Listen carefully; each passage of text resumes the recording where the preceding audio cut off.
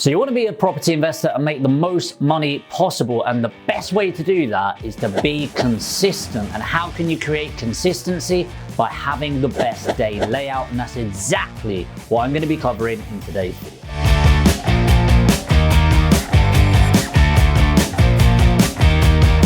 Okay, so what I'm not going to do is a day in the life of. I've done a video, maybe we could put an end screen of that already up for you. But I really wanted to break down some more conceptual, tactical, and strategic step-by-step plan to maximize the amount of leads you're getting in, the amount of money you're making, and how to build your portfolio successfully. So number one is start with your big why. Why are you doing this in the first place? And the reason why I'm saying this is so many people end up just wandering aimlessly. It's kind of like getting in a car or a taxi and just go, just drive.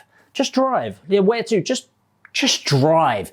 And it's like, well, you can't do that in business. You need to understand, what's the big goal? Why are you doing what you're doing? What are you looking to achieve? And the first thing I like doing pretty much every single day is just realign myself to that. So right now, I tend to break that down into quarters. So a Q1, Q3, quarters of the year. And I'll go, right, what am I actually looking to achieve this quarter? And what do I need to do in order to get there? Mixed in with this, what I then like to do is review yesterday. So I look at how it aligns. This is what I said I would do yesterday. Here's what I actually got done. Did it get me one step closer to whatever your end result is? And for me, it's like whatever, it could be a financial result. If it's raising finance, or say I want to raise $1 million or a couple of million, I'll say, right, is what I did yesterday directly aligned to getting me one step closer to that £2 million? If not, bop your ideas up, Jamie. Something needs to change today. The second thing I like to do is review these goals and then look at today. Now, most of them will be money oriented because you're in a property business, it's an investment business, right? So really it's going to come down to, do I have enough properties? Do I have enough money? And then I'm going to target around that. Now, the simple way of doing this is looking at your diary. Let's say I'm trying to raise money. I'm going to say, right, how many proposal calls do I have, or consultation calls, investor calls, have I got booked in my diary today? If the answer is 0 or 1 or 2, then it's like, okay, no biggie. Then what am I going to do to market myself? Social media, networking, posts, engaging with people, lead magnets. What am I going to do to encourage calls? And ultimately, that's all this business is, by the way. Have I got enough money? No. Have I got calls booked in? No. Get calls booked in. How do I do that? Or property. Do I have property? No. Have I got leads? No. Do I know agents? No. What agents can I talk to? What leads can I get out? What marketing? And it's every single day drumming that up. But I want to make sure today I've got the best attack plan to get me one step closer to that outcome. The next thing I like to do is a portal review. So the reason I'm saying portal review is there's new ones all the bloody time, right? So there's the Rightmove, On the Market, Zoopla. There's one more I can't even think of. But they're the major portals. And I like to save time on this. So what I like doing is setting up alerts so that I get an email every single day. So go onto those, set up a membership on there, it's free, and then do a map where you draw it out, put some criteria, and then it will email you every potential property that is within your criteria every single day. And I'm just doing a portfolio review, opening up a spreadsheet, putting the links on, and trying to align it to the ones that are closest to my strategy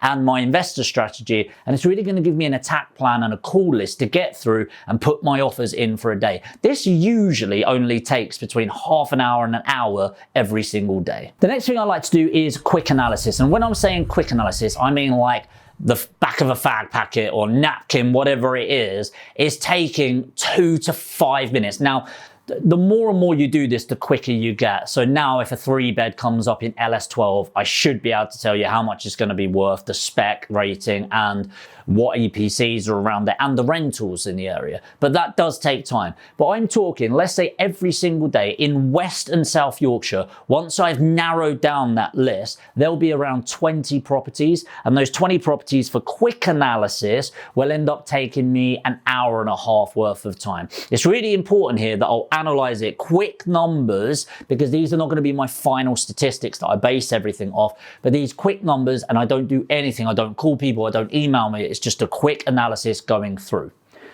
The next one really does confuse people, because most people in the property game, what they'll end up doing is finding a property, scroll. Oh, that one looks good. Oh, it's William H. Brown. Call William H. Brown. Oh, hi, Sue. It's Jamie. Blah, blah, blah, blah. And can I get the viewing booked in? Oh, amazing. And then you go and view it. And then you go price it up. Then you get the offer. It's a complete opposite way of doing it. So for me, it's all about speed. I want to get offers in quick. And so what I then start doing for the next hour is I type up, let's say there's 20 offers subject to viewing. Now, the reason why I could do this is I'm not going for properties that need 50, 60 grand. I'm going for either they are already done, they need 5 grand, a tart-up spent on it, 15 grand or 25 grand. Those are usually there or thereabouts the 4 numbers in my area for refurbs. So I've got a set template set up for putting in offers. So I need to change about 2 or 3 different bits, what agent it is, the price, the address, whatever it is. And I'm going to set those up, and I type up all of these emails. Again, this takes me about an hour, and I'll have a load of tabs open ready to do it. And then I will group it. So say, for example, it's William H. Brown, has got 4 of them, and I'm going to group those 4 together. And again, I'm not calling anyone. I'm just getting these lined up. The emails are there ready to send, ready for the next step. The next thing I'm going to do is call the agents in the order that I've got them in. So I'm going to call Sue, let's say from William H. Brown, but I don't know it's Sue. And this is why I've got the emails ready. Say, hey Sue, it's Jamie here from Aspire Property Group. I've got 4 properties that I'd like to submit an offer on. If you're able to get at your computer right now, I'll just go through those 4 properties. Sue will go, yeah, no worries. Have you viewed them? No, I haven't yet, but I'm going to come up next week to view them. I just want to make sure the numbers are there, or they're, oh, you have to view them before we... I get it. But are you at your computer right now? Great. What's your email, Sue? Now, the reason why I wait is obviously I want to email the person that I'm talking to.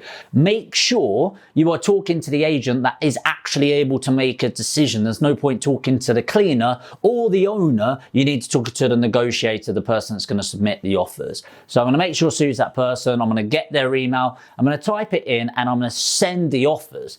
Now, this is really powerful. If you ask agents what annoys them most, it's probably 2 things. Stupid offers coming in, number 1, and number 2, when the offer gets accepted and they go, hey, what's the proof of funds and ID and all that, and then suddenly the buyer completely ghosts them because they didn't have them in the first place. Well, this is why I always focus on the buyers first.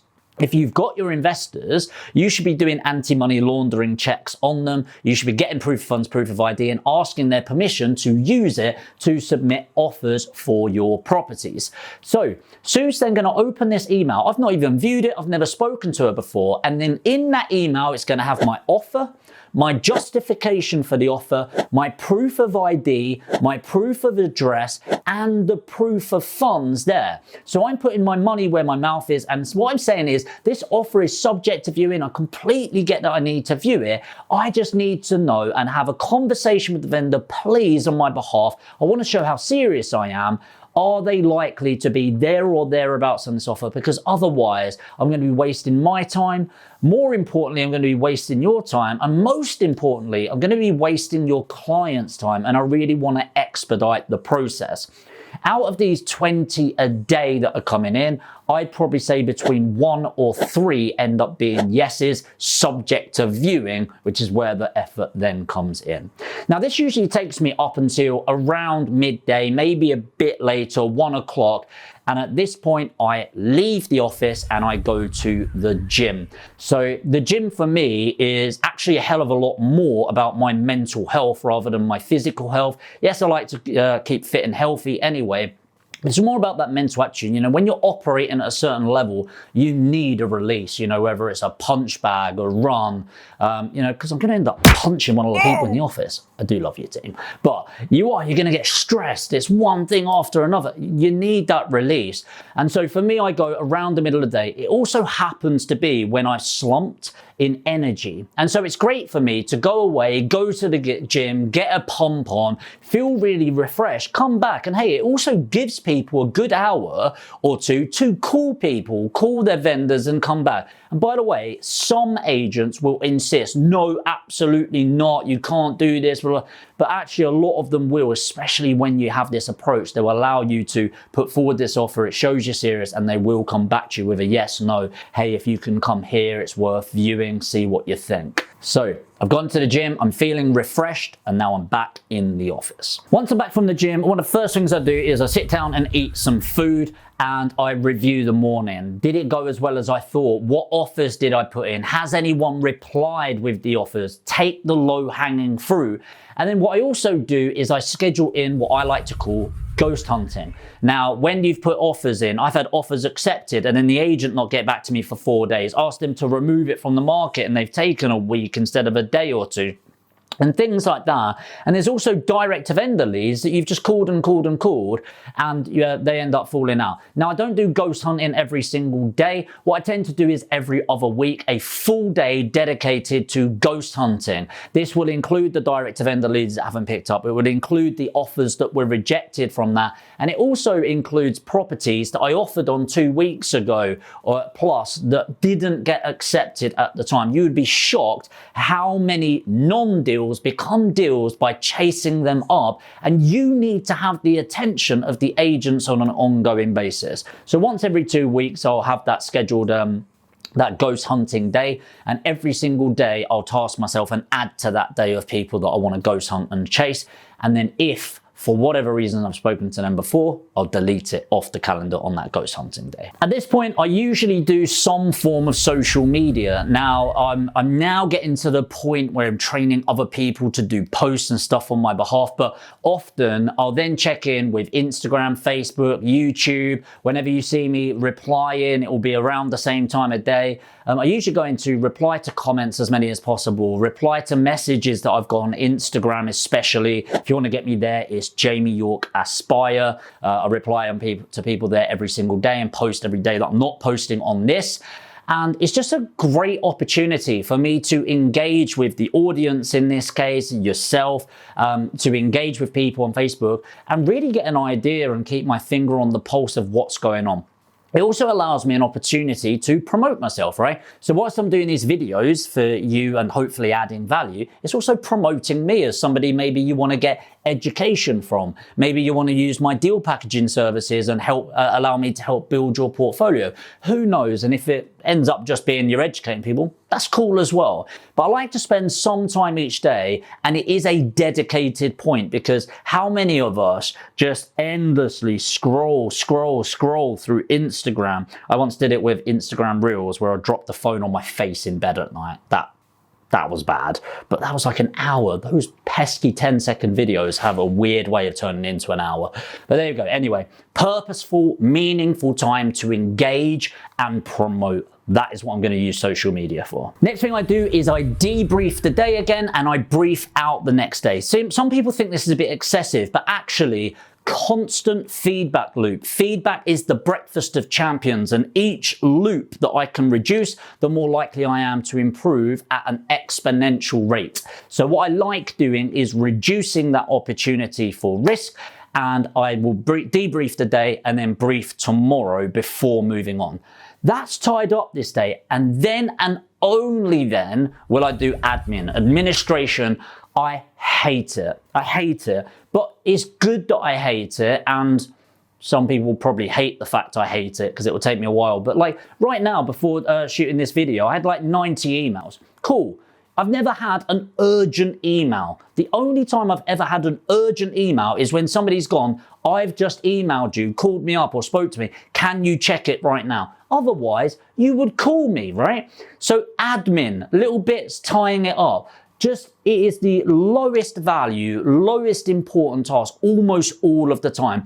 And so I will wait until the end of the day to start checking in with administration and bits of communication on that, because it's just not one of my top priorities. Next thing I like to do is network in some way, and this is deliberate networking. It could be offline networking or online, whatever it is, maybe sharing, engaging with people again. I think it's really good just to show your face, because you don't need to do this every single day, by the way, this part, but getting yourself out there, the 3-foot rule, telling people what you do, it will increase increase your business. Next is some form of education. I've got a personal development slot at 8 p.m. till 9 p.m. every single day.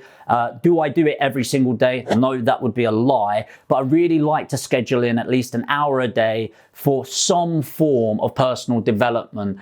So whether that's marketing, learning more about property, I'm a big believer in constantly redeveloping yourself. I've invested hundreds of thousands now, literally hundreds of thousands of pounds in my education, and I intend to invest millions, like genuinely millions in my education, because it trickles down. The bigger the team I get, the more I can teach them, and I've learned that from somebody else, and it helps build that up. So strongly encourage, and for you it might be YouTube right now, but make sure it's scheduled in. Don't be one of these people that pop on YouTube. Have deliberate time and watch your favorite channel. Subscribe.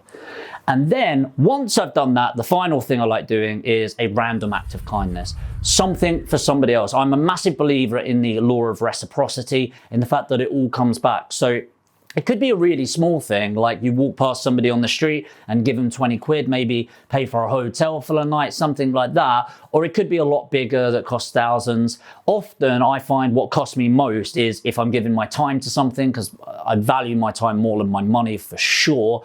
But what I have found is two things, genuinely. Number one, when you do things for other people, the universe has a weird way of giving back to you and contributing back. And sometimes when I'm a bit numb to it, what I notice more is when I stop doing nice things for other people and I stop giving back, you'd be shocked at how quickly the taps come off in the universe as well. So I strongly advise, at least on a weekly basis, just trying to do something selfless. Do something for other people. Don't publicize it.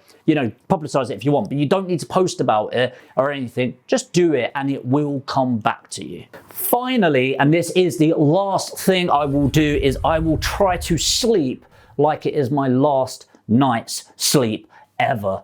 And yeah, I'm a bit of a hypocrite on that one. I struggle to sleep because I've got ideas all the time. I'm really excited all the time, but I really do try to concentrate, and I'm trying to concentrate on it more right now, because honestly, sleep is just the best thing for recovery in every sense of the word. Whether you're working out a load, it's best for your muscles to heal. And of course, one of your strongest ones, your heart and your head, you're destroying it every single day. You're fatigued and you really want to be alert. And so I really strongly suggest people get their 7 to 9 hours, not the 4 to 5 hours that I might get sometimes. And that's it.